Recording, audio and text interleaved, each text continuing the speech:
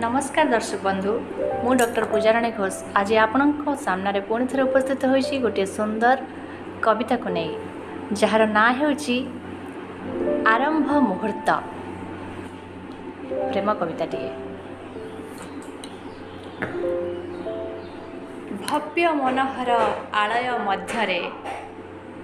सुखदायक सुमनयुक्त आसरे अंतरंग पुरुषर करस्पर्शरे झाउलिथिला निर्मूली लता समकन्या छल छल जलपूर्ण अक्षि जुगलरे दक्षिण हस्त सह बाम हस्तर स्पर्शरे दुई कलेबर जात उत्कंपनरे बाध्य होइथिला नेत्र मुदित करिबा समयर शिष्ट आकांक्षा स्रोतरे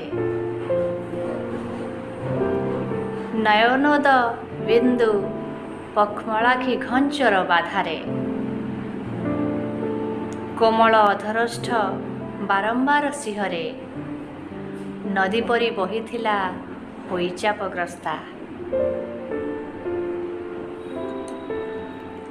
अपर पार्श्वरु भुजको धरिथिबा क्षणरे आपेक्षिक अलौकिक अनुभूत अवसरे घनिष्ठ हेबार सबुज संकेतरे मानसर कोह जय साउंटी थिला उग्र स्वाभिमान को पकाई पछरे मानस बुद्धिर दृढ़ समर्थन रे लता पादपयुक्त कोलाग्रत मुखरे शांत संगीतर साजिले नीरव श्रोता स्वप्न सुख मिशा संवादर अंतराल रे उदर हृदयर